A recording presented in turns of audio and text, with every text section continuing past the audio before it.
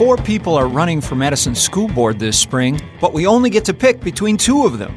That's because Madison requires candidates for school board to run for a specific seat on the board, even though that seat will represent the whole city, not a specific neighborhood or one side of town. So this spring, 2 incumbents are running unopposed for school board. They get a free pass, but the 2 new candidates seeking office have to face off in the only race that voters will get to decide. Almost half the seats are up for the Madison School Board, but people only have a choice in 1 seat. There's a better way to elect school board members, Phil, and we're going to talk about it today on Center Stage, the Wisconsin State Journal's political podcast from the sensible center of Wisconsin politics.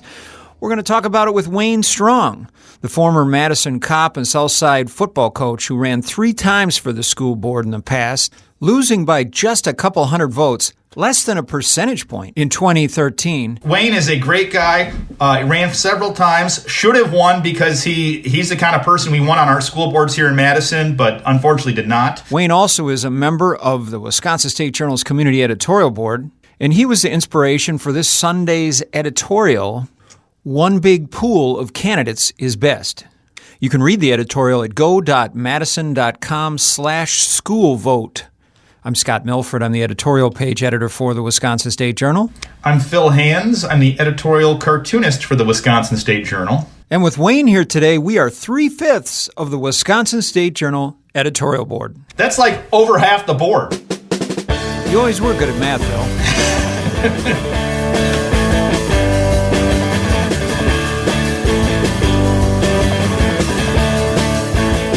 Wayne Strong, welcome to Center Stage with Milfred and Hands. We have thoroughly enjoyed having you on our community editorial board, and we've learned a lot. That includes what it's like to run for school board. What a pleasure this has been to serve with you guys.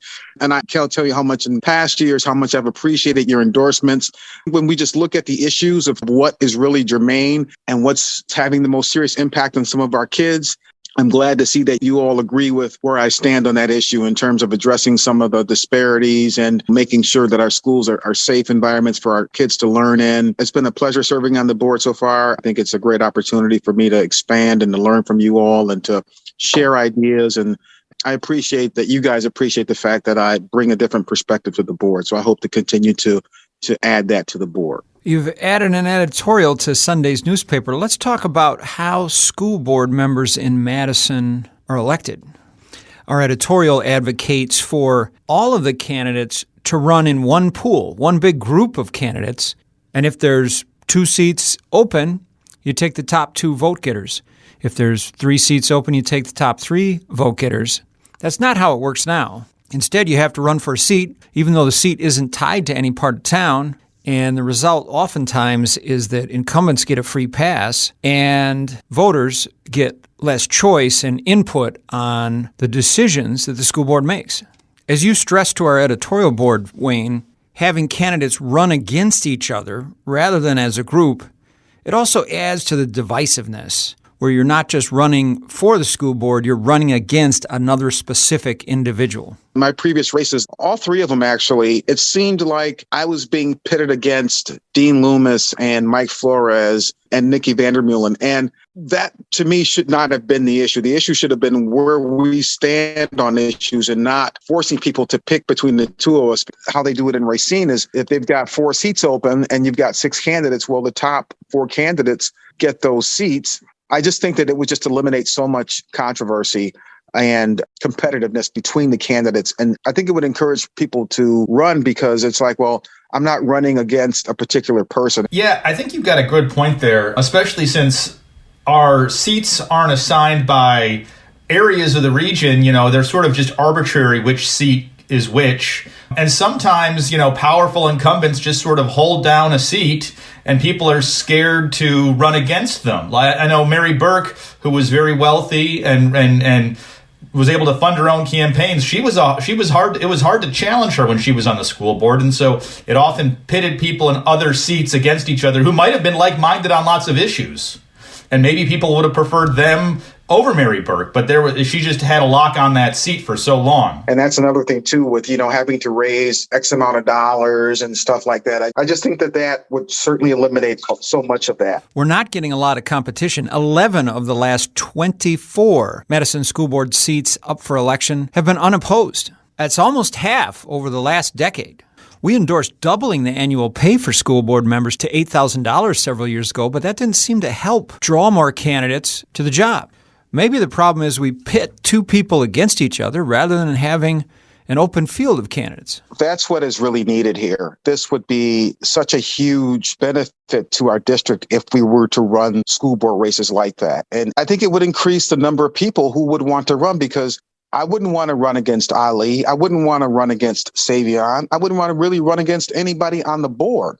But if the selection or the election process is changed so that you're not running against a person, you're running on the issues. And, if voters like what you say, they can vote for you. And if they like what other people are saying, they can vote for them. It gives people more of a choice. State Journal reporter Chris Rickert did a deep dive on this issue back in 2019. He found that Madison's current system dates to the 1980s, when state lawmakers stepped in to implement a city council-sponsored plan to move from at-large elections to the current system. The council's plan, this is really interesting, had been overwhelmingly rejected in 1978 by the school board and in a citywide referendum. But nonetheless, today, state law mandates that any Wisconsin school district with a city whose population is between 150,000 and 500,000, that's just Madison. Madison is the only city that falls into that category. Madison must elect board members to at-large numbered seats. And Chris said at the time that it's likely unique among school board elections in Wisconsin. He couldn't find another one that did that. And the only other place he could find it across the country was in Texas. So it's pretty unusual to have a system this way where you're not assigned a geography in the city, but you still have to run at large for a specific seat against one candidate. Is there any rationale for why that was? Was it supposed to increase diversity on the school board, or what was it? What was the goal? Part of the reason that proponents in Madison 40 years ago wanted the current system was that they thought it would be a way to increase minority representation on the board. But decades later, the system was partly to blame for keeping two minority candidates off the board. You may recall that in 2013, Ananda Murilli finished third in a primary for seat 5, only for the winning candidate to leave town and drop out of the race. That meant even though she finished a close third, Ananda's name couldn't be on the ballot for the general election. If we elected all the candidates in just one pool, that wouldn't be an issue. But it's worth noting that in 2019, Ananda did win a seat onto the school board.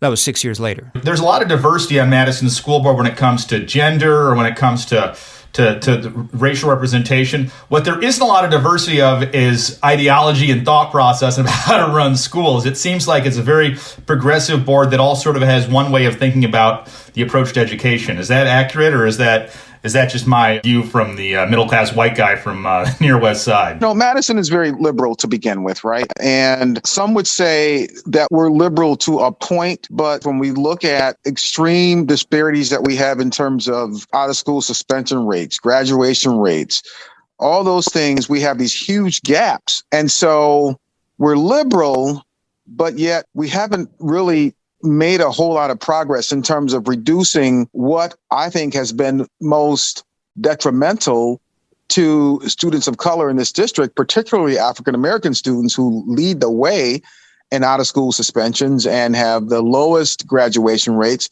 All these things are problematic for us. And so I think on the one hand, yes, we are liberal and progressive, but when it really gets down to getting at some of the root causes of what's happening to the African-American children, particularly in our schools, in terms of poverty and food security issues and homelessness and things like that, we really haven't really seemed to make a whole lot of progress there. And I think that there have been a number of efforts underway, a great deal of endeavors that we've done. But we still, for some reason, are just treading water when it comes to reducing the disparities that plague our district and have for years. Diversity representation and leadership in Madison has flourished, at least in terms of public positions. The Madison City Council now is majority people of color. The city council president is a man of color. The school superintendent is an African American.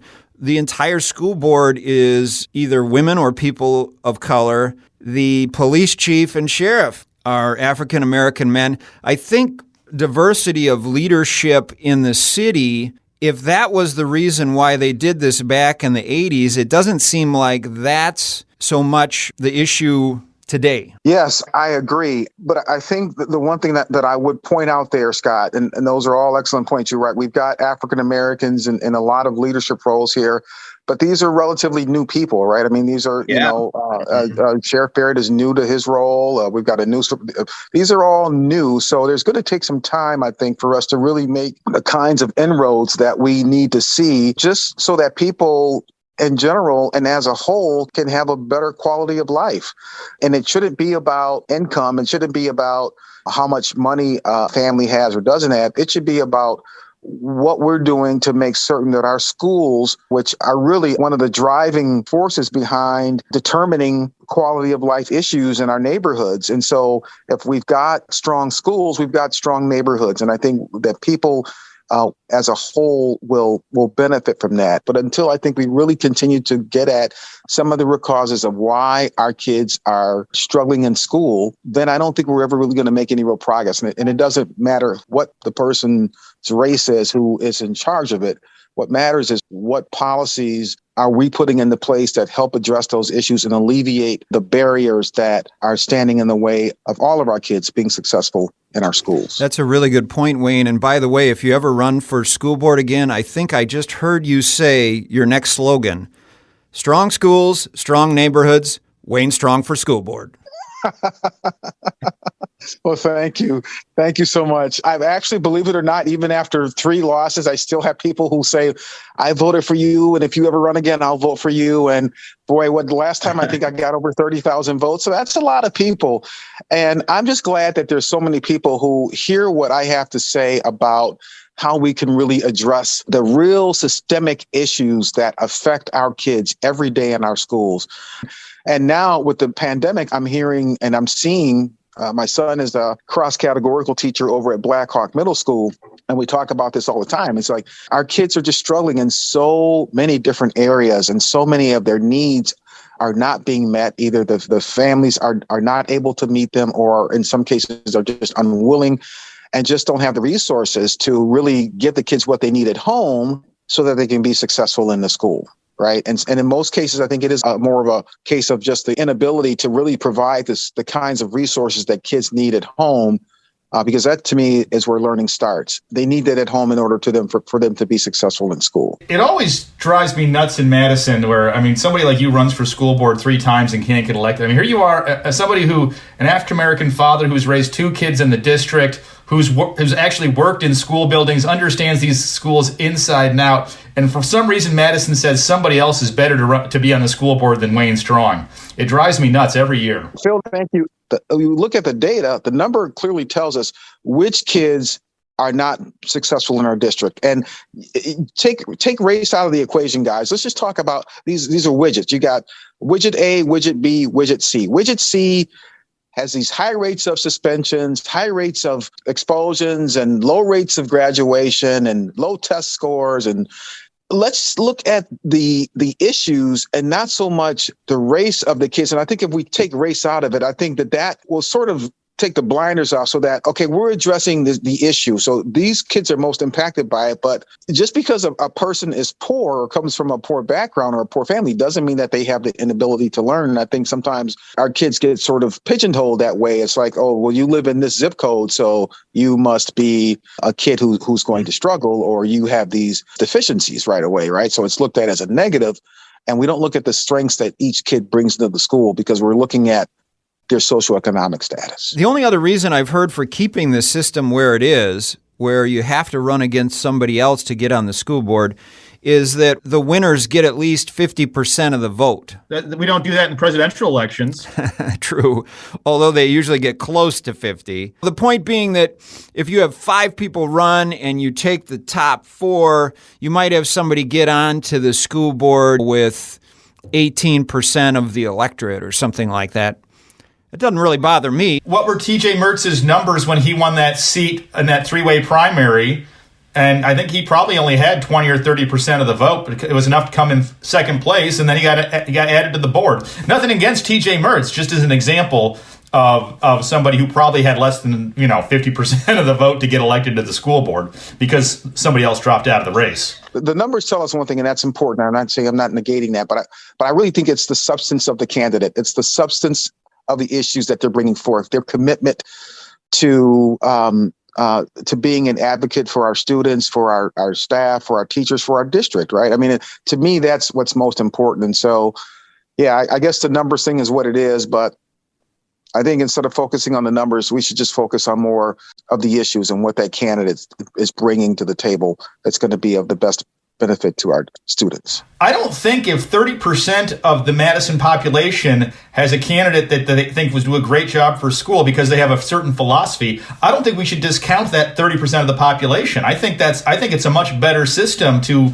allow a wider swath of a plurality of people and perspectives to get onto the school board. We don't have to have a majority rule system of elections. If you have 3 open seats and 4 people are running, well, every voter gets to pick 3 people. So probably at least 2 of those people are going to have 50%. I'm not sure I buy the math on that argument. If we're going to have a school board and we get to pick them and we're not putting them on a specific region or a specific neighborhood to represent them, it's citywide, why not let everybody pick citywide the best ones that they want? And it sounds like that will require a change in state law. But I think it's something worth pursuing. And if, for example, some Democratic lawmakers from the Madison area wanted to push that as an issue in the legislature, I don't know why even Robin Voss would oppose it. What does he care how we elect people for our school board? Actually, probably, Scott, to be more successful, a couple of nut job conservatives in Madison pushed it on the legislature. Then the legislature would do it in a heartbeat just to screw over Madison. I just think it would be so much better for our district, guys. I can't stress it enough. And hopefully it's something that the legislature will take a look at, because there is a need to change. And in this current system we have, you've only got one candidate that's running for some of these seats. And so how much of a choice is that giving us? It's unfortunate that people don't feel like they want to run, or because they don't want to run against a certain person or individual. But I think for us to alleviate that again is to change the way we're electing our school board officials. We're in a new era of the way we talk about school boards and what we expect of our education system. I mean, back in the 80s and 90s and even the early 2000s, a lot of these school board races kind of broke down into who's the candidate who's pro-teachers union and who's the candidate who's anti-teachers union. And maybe it's because after Act 10, the unions don't have as much power as they did. But it seems like there's so many more issues at our school than who's pro-union and who's anti-union. And that requires a greater diversity in thought than just 2 candidates up for 1 seat. So when I ran the first time in 2013, that was an issue. It was just after Act 10 was passed. And so when I was doing my interview with MTI, a question that was asked of me was whether or not I signed the petition for the recall. I thought about it. I was like, well, what does that have with me being on the school board? And I really felt that it was an invasion of my privacy, because I don't think it's anything that anybody needed to know. And frankly, while I opposed what Scott Walker was doing with the unions, elections have consequences. He won. And now, because he's doing something politically that we don't agree with, now we want him out of office. Well, people put him in office. People voted for him. I signed the petition only because my daughter asked me to. That was the reason I signed it. She was working for Mark Polkan at the time. And she said, Dad, you should really sign this. And I was like, well, okay, sweetheart, if you think I should, I will. So I did. But I think had she not approached me, I don't think I would have signed it, because, again, well, 1, it didn't work. But 2, again, elections have consequences. And if someone has a policy that we differ with or we disagree with, now we want them out of office. Well, that's not, to me, at least, that's not democracy, because he was voted in. Let's wait until his term is up, and now we'll get him out. And we did. But I just didn't think that signing the petition for the recall was any real significance. But yet it was, I guess, one thing to show, well, yeah, I'm supportive of unions, which I've always been supportive of unions because I was a police officer for many years. I'm part of a union. So, but that's sort of those kinds of things I think can be used as a nuance to separate the candidates that they're going to endorse. And that's a part of the game. But I think, Wayne, my theory is you didn't get elected to the school board, although you almost did, because you're a cop. And I think in Madison, even though we have one of the most community-oriented and professional police departments in the country, I think a lot of people in Madison look at all cops with the same sort of broad view that they don't like them. And I think when it came to running for schools, even though you'd been in schools as a school resource officer, I suspect that didn't help you in an election in Madison. I don't know if you guys remember Alex Olson. Alex Olson was a detective on the Madison Police Department back in 2007, 2008. She ran for school board. She didn't win. But then Gloria ran, and Gloria won. So Gloria was a cop. She got elected. So I don't know. Well, Gloria won as a super sensational person, so I understand why she won. But for me, it was like, yeah, that was sort of the knock against me, I guess, is that I was a cop. But I'm a lot of things. You know, I'm a parent of 2 kids in the district. I'm a husband. I do all these other things. But that label of being a cop certainly didn't help. In fact, I was talking to a young lady here in town. I don't want to mention her name, but I was at an event at MATC. This was back in about 2014 when I was running with Mike Flores. And this young lady who's very popular in Madison, she saw me and we knew each other. And I think we were walking out together and talking. And I think we took a picture together or something like that. Well, some people saw her and she said that after she was seen with me, and she may have put our picture on Facebook, she said she had a number of people that unfriended her. Wow. And I thought, are you serious? That's just how deep it goes. And I'm really trying to understand this dislike that people have. I understand on a national level, and maybe there's so many reasons why, people oppose cops in schools, but every community is not the same. And I think sometimes we get broad brushed like that, like you were saying. But I supported cops in schools because I was a neighbor. I was a resource officer. I was a neighborhood officer. Many of the kids that I worked with at West High School when I was there were kids that I knew in the neighborhood that I worked in.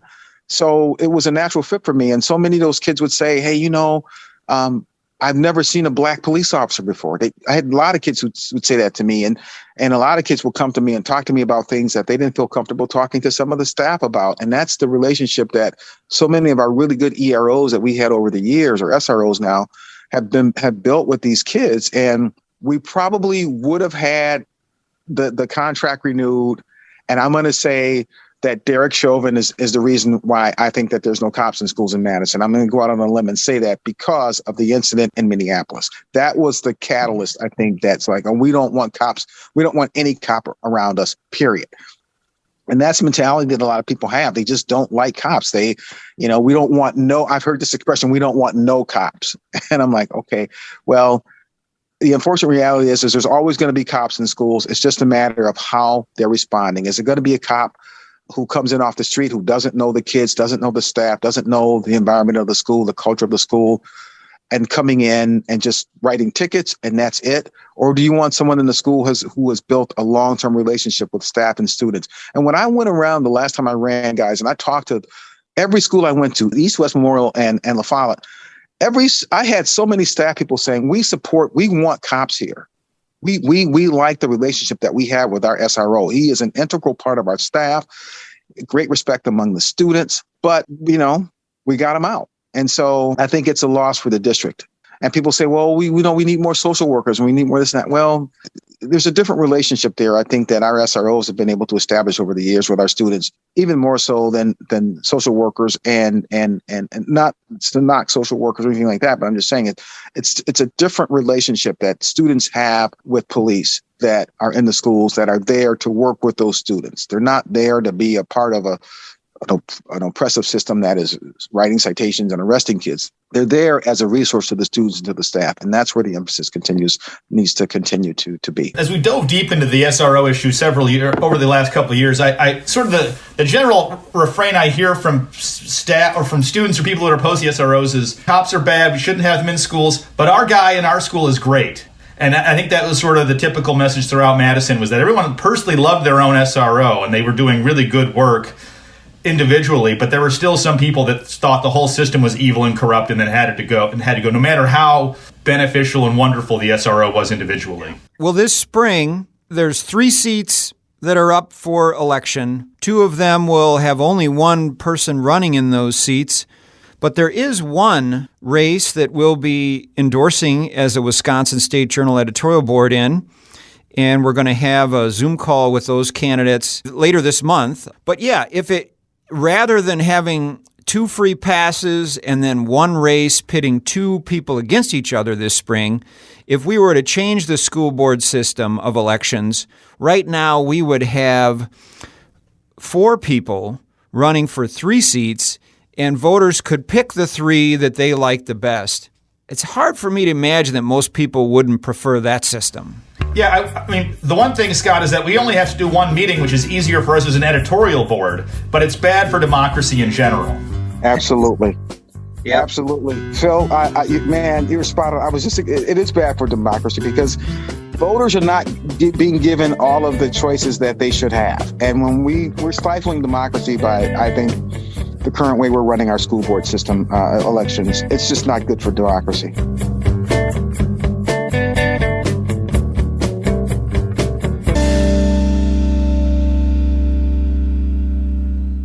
Our theme music is by Tube Tester.